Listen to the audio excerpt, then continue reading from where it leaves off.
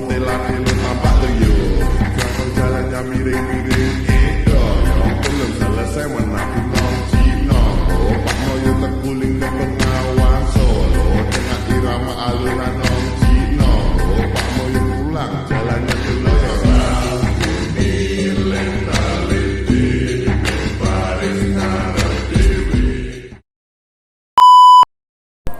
Assalamualaikum warahmatullahi wabarakatuh. Perkenalkan, nama saya Lailatul Jannah.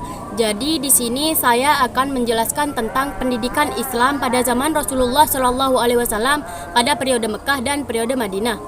Yang pertama adalah pelaksanaan pendidikan Islam di Mekah sebelum Rasulullah Shallallahu Alaihi Wasallam menjalankan tugasnya sebagai Rasul, yaitu melaksanakan pendidikan Islam terhadap umatnya. Allah Subhanahu wa Ta'ala telah mendidik dan mempersiapkannya untuk melaksanakan tugas tersebut secara sempurna melalui pengalaman, pengenalan, serta perannya bagi kehidupan masyarakat dan lingkungannya. Rasulullah Shallallahu Alaihi Wasallam melaksanakan tugas tersebut secara bertahap menurut Haji Soekarno dan Ahmad Supardi melalui 3 tahapan. Tahap pertama yaitu pendidikan perorangan yang dilakukan secara rahasia. Tahap kedua adalah menyeru dan mengajak Bani Abdul Muthalib ke dalam Islam, dan tahap ketiga adalah seruan atau ajakan umum. Sedangkan Ahmad Yunus mengemukakan 2 tahapan proses pendidikan Islam di Mekah. Yang pertama adalah secara sembunyi-sembunyi, yaitu kepada karib kerabatnya dan teman sejawatnya, dan yang kedua adalah secara terang-terangan kepada seluruh penduduk Jazirah Arab, baik dari Mekah maupun dari luar Mekah. Yang kedua adalah pelaksanaan pendidikan Islam di Madinah selama 10 tahun adalah kelanjutan dari pendidikan Islam di Mekah. Jika pada periode Mekah difokuskan kepada penanaman akidah dan yang berkaitan dengannya, maka periode Madinah difokuskan kepada pendidikan sosial dan politik. Selama proses pendidikan di Madinah, banyak hal yang dilakukan oleh Rasulullah Shallallahu Alaihi Wasallam. Yang pertama adalah karya Nabi Muhammad Shallallahu Alaihi Wasallam di Madinah ialah membuat landasan yang kuat bagi kehidupan Islam. Dan yang kedua adalah Nabi mempersaudarakan kaum Muhajirin dan kaum Ansor. Dan yang ketiga adalah membuat piagam persaudaraan dengan golongan-golongan penduduk Madinah non-Muslim, yaitu kaum Yahudi dan kaum Nasrani, supaya tidak saling mengganggu. Sekian dari saya, kurang lebihnya saya mohon maaf. Wassalamualaikum warahmatullahi wabarakatuh. Oke guys, di sini saya akan menjelaskan tentang materi pendidikan Islam di masa Rasulullah Shallallahu Alaihi Wasallam. 1. Komponen materi pendidikan Islam. Materi pendidikan Islam di zaman Rasulullah Shallallahu Alaihi Wasallam mempunyai perbedaan dengan pendidikan yang dilaksanakan di Mekah dan di Madinah. Materi pendidikan di Mekah. Materi pendidikan di Mekah itu dibagi menjadi 2. 1. Pendidikan Tauhid. 2. Pengajaran Al-Quran. Yang 1. Pendidikan Tauhid. Pokok-pokok ajaran Tauhid yang terkandung dalam Quran Surah Al-Fatihah diantaranya: 1. Bahwa Allah adalah pencipta alam semesta. 2. Allah telah memberikan nikmat. 3. Bahwa Allah adalah Raja di kemudian hari. 4. Bahwa Allah sesembahan yang sebenarnya dan satu-satunya. 5. Bahwa Allah telah memberikan penolongan yang sebenarnya. Yang keenam, bahwa Allah adalah pembimbing dan petunjuk yang sebenarnya. Yang kedua, pengajaran Al-Quran. Mahmud Yunus mengemukakan materi pendidikan di Mekah diantaranya: 1. Pendidikan keagamaan. 2. Pendidikan ilmiah. 3. Pendidikan akhlak dan budi pekerti. 4. Pendidikan jasmani. Selanjutnya, materi pendidikan di Madinah. Mahmud Yunus mengemukakan pendidikan dan pengajaran Islam yang diberikan Nabi Shallallahu Alaihi Wasallam masa Madinah adalah selain pendidikan keagamaan, pendidikan akhlak dan pendidikan jasmani juga diperluas dengan pendidikan syariat yang berhubungan dengan masyarakat, antara lain hal-hal yang berhubungan dengan pergaulan antar sesama manusia, hal-hal yang berhubungan dengan kisos, hal-hal yang berhubungan dengan ekonomi dan pemerintahan. Zuhairi mengemukakan bahwa materi pendidikan di Madinah merupakan lanjutan dari materi dari Mekah, yaitu pendidikan sosial politik dan kewarganegaraan yang meliputi pendidikan hukuah, pendidikan kesejahteraan sosial, pendidikan kesejahteraan keluarga, kaum, kerabat, istri, dan anak-anaknya. Pendidikan anak diantaranya pendidikan tauhid, pendidikan sholat, pendidikan adab sopan santun terhadap masyarakat, pendidikan adab sopan santun terhadap keluarga. Yang terakhir, pendidikan hamkam, pertahanan dan keamanan. Masyarakat kaum muslimin merupakan suatu negara berdaulat dan pimpinan dan bimbingan Rasulullah Shallallahu Alaihi Wasallam untuk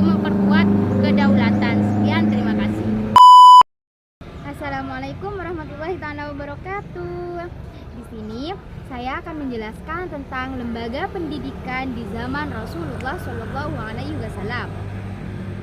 Di zaman Rasulullah Shallallahu Alaihi Wasallam, tempat berlangsungnya proses pendidikan Islam yaitu ada di 3 tempat. Yang pertama di rumah, yang kedua di masjid, dan yang ketiga di kutab. Yang pertama di rumah. Mahmud Yunus mengatakan bahwa tempat pertama kali berlangsungnya proses pendidikan Islam dalam sejarah pendidikan Islam yaitu di rumah, dan di rumah sahabat Rasulullah Shallallahu Alaihi Wasallam yang bernama Al-Arqam bin Abil Arqam. Dan yang kedua adalah di masjid.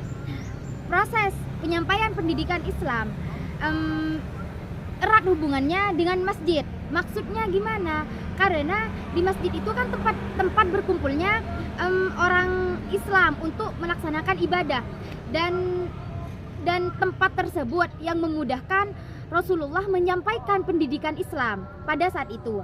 Dan yang ketiga yaitu di kutab.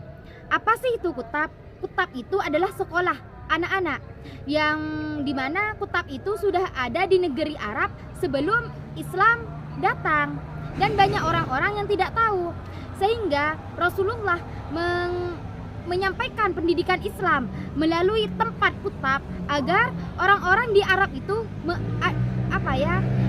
tahu gitu kalau kutab itu sebagai tempat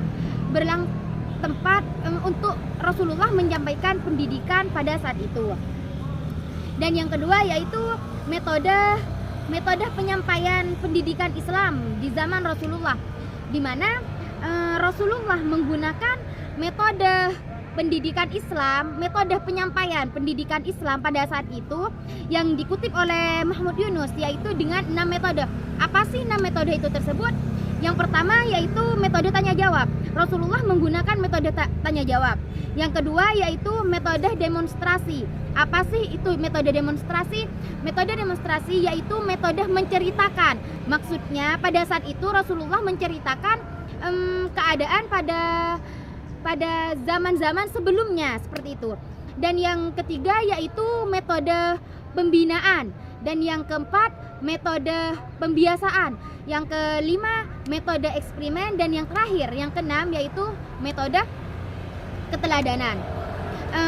Dan 6 metode tersebut Rasulullah mengambil dari dalam Al-Quran, seperti dalam metode demonstrasi yang tertera dalam Al-Quran surat Al-Ma'idah ayat 27 sampai ayat 31, yaitu menceritakan tentang kedua putra Nabi Adam, Habil dan Qabil, yang mengadakan kurban, yang mana kurban Habil yang diterima oleh yang diterima oleh Allah, dan kurban Qabil yang tidak diterima oleh Allah. Sekian. Pendidikan Islam di masa Rasulullah di Mekah. Rasulullah Shallallahu Alaihi Wasallam pertama kali mendapatkan wahyunya di Gua Hira di Mekah pada tahun 610 Masehi. Dalam wahyu tersebut termaktub ayat Al-Quran, yaitu bacaan Iqra, yang artinya bacalah. Kemudian disusul dengan wahyu-wahyu selanjutnya, di mana di dalamnya berisi perintah Allah kepada Rasulullah untuk menyebarkan agama Islam. Rasulullah menyebarkan agama Islam pertama-tama dengan cara sembunyi-sembunyi. Lalu Rasulullah menyebarkannya kepada kerabat dan teman sejawatnya terlebih dahulu. Setelah ada orang yang sudah masuk Islam, Rasulullah kemudian menyediakan tempat, yaitu rumah Al-Arqam bin Abil Arqam, sebagai tempat berkumpul para pengikutnya. Di rumah tersebut Rasulullah membacakan wahyu-wahyu Allah dan mengajarkan pokok-pokok ajaran agama Islam. Kemudian Rasulullah menerima wahyu selanjutnya, yaitu berisi tentang perintah Allah untuk menyebarkan agama Islam kepada seluruh penduduk Jazirah Arab secara terang-terangan. Rasulullah melaksanakan tugas tersebut dengan sebaik-baik mungkin, meskipun banyak cobaan dan cacian yang diterima oleh Rasulullah. Pendidikan dan pengajaran yang diberikan Rasulullah selama di Mekah yaitu pendidikan keagamaan dan juga pendidikan akhlak, serta menganjurkan kepada setiap manusia untuk menggunakan akal pikirannya untuk lebih memperhatikan alam semesta. Kurikulum pendidikan Islam pada masa Rasulullah. Sistem pendidikan Islam pada masa ini sangat bertumpu kepada Rasulullah karena selain Rasulullah tidak ada yang memiliki otoritas untuk menentukan materi-materi pendidikan Islam. Pada masa beliau terdapat dua periode. Yang pertama periode Mekah dan yang kedua periode Madinah. Pada periode Mekah ini, Rasulullah mengajarkan tentang ayat-ayat Makkiyah dan juga tentang petunjuk-petunjuk atau hadis atau as-sunnah. Selanjutnya, Rasulullah juga mengajarkan tentang keimanan ibadah dan juga keimanan akhlak. Lalu dilanjut dengan periode yang kedua, yaitu periode Madinah.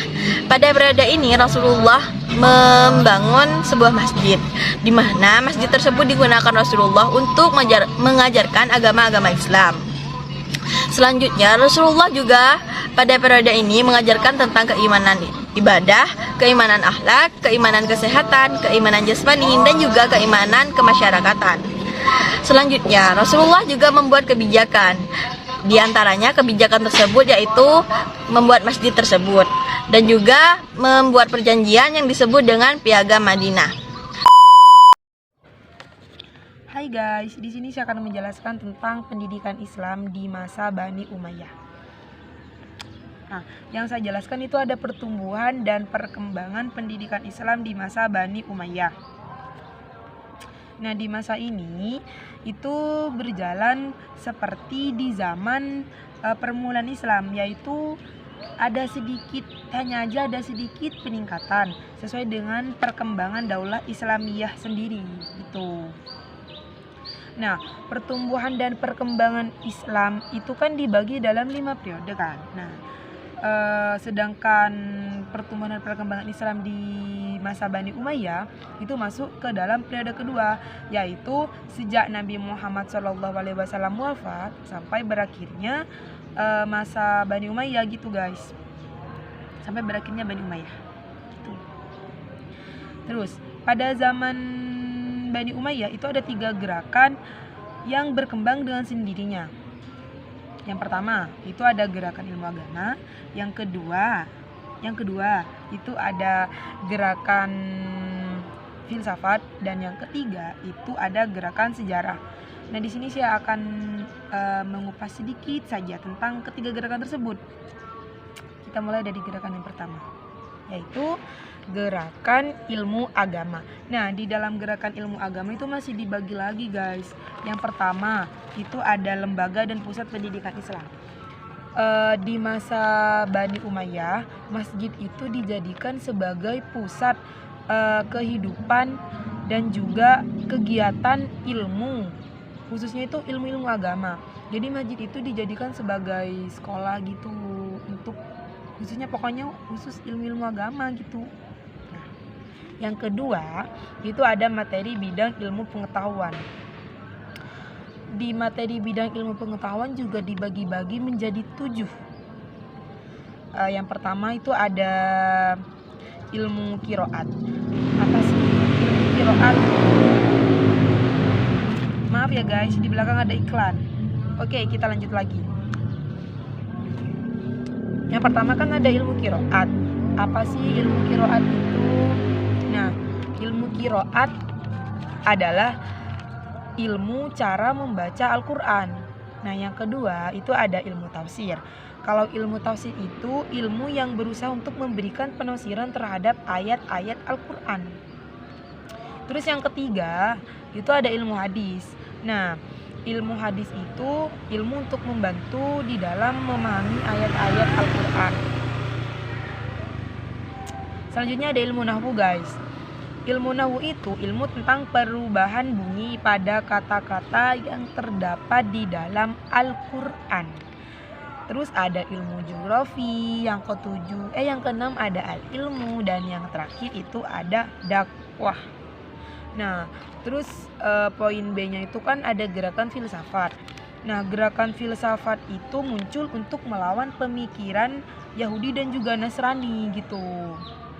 Ilmu ini Nah, ilmu ini itu khusus membahas tentang berbagai macam pola pemikiran yang berbeda dari ajaran Islam sendiri.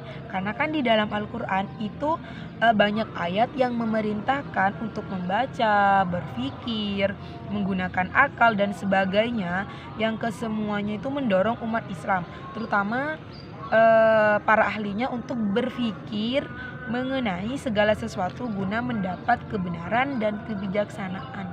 Jadi ilmu filsafat itu muncul karena melawan pemikiran dari Yahudi dan Nasrani. Filsafat itu juga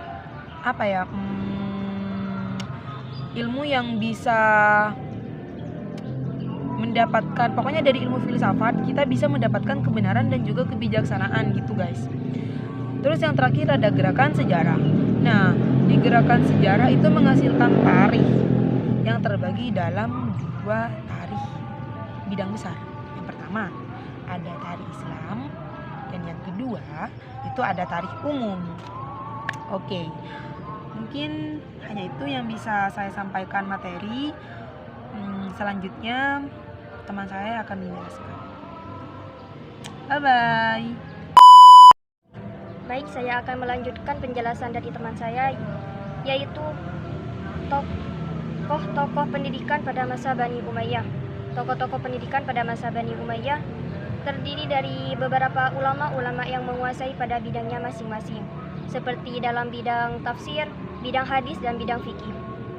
Selain para ulama, ada juga para ahli yang menguasai pada bidang bahasa dan bidang sastra. Pola pendidikan Islam pada periode dinasti Umayyah. Pola pendidikan Islam pada masa periode dinasti Umayyah telah berkembang bila dibandingkan dengan masa Khulafaur Rasyidin, yang ditandai dengan semaraknya kegiatan ilmiah yang berada di masjid dan berkembangnya khutab serta majelis sastra. Jadi tempat pendidikan pada masa periode dinasti Umayyah ini meliputi yang pertama kutub. Kutub atau maktab berasal dari dasar katabe yang berarti menulis atau tempat menulis. Jadi, kutub merupakan tempat anak-anak belajar membaca dan menulis, menghafal Al-Quran, serta belajar pokok-pokok ajaran Islam. Kalau dilihat di dalam sejarah pendidikan Islam, pada awalnya kutub dibagi 2, yaitu kutub berfungsi sebagai pendidikan yang memfokuskan pada tulis baca. Yang kedua, kutub tempat pendidikan yang mengajarkan Al-Quran serta dasar-dasar keagamaan. Tempat pendidikan yang kedua yaitu masjid. Pada masa dinasti Umayyah, masjid merupakan tempat pendidikan tingkat menengah dan tingkat tinggi setelah kutub. Pelajaran yang diajarkan meliputi Al-Quran, tafsir, hadis, dan fikih. Juga diajarkan tentang kesusastraan, sajak, gramatika bahasa, ilmu hitung, dan ilmu perbintangan. Jasa besar pada periode dinasti Umayyah ini dalam perkembangan ilmu pengetahuan adalah menjadikan masjid sebagai pusat aktivitas ilmiah termasuk syar'i. Yang ketiga yaitu majelis sastra. Majelis sastra merupakan balai pertemuan yang disiapkan oleh khalifah yang dihiasi dengan hiasan yang indah, hanya diperuntukkan bagi sastrawan dan ulama terkemuka. Usaha yang tidak kalah pentingnya pada masa dinasti Umayyah ini dimulainya penerjemahan ilmu-ilmu dalam bahasa lain ke dalam bahasa Arab, seperti yang dilakukan oleh Walid bin Yazid. Ia memerintahkan beberapa sarjana Yunani dan Kipti ke dalam bahasa Arab tentang ilmu kimia, ilmu kedokteran, dan ilmu falak. Sekian dari saya, kurang lebihnya mohon maaf. Wassalamualaikum warahmatullahi wabarakatuh.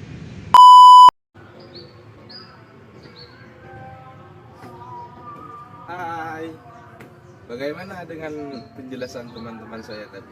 Nah, dari penjelasan tersebut dapat kita tarik kesimpulan bahwasanya pokok pembinaan pendidikan Islam di kota Mekah ialah ilmu tauhid atau tentang tauhid.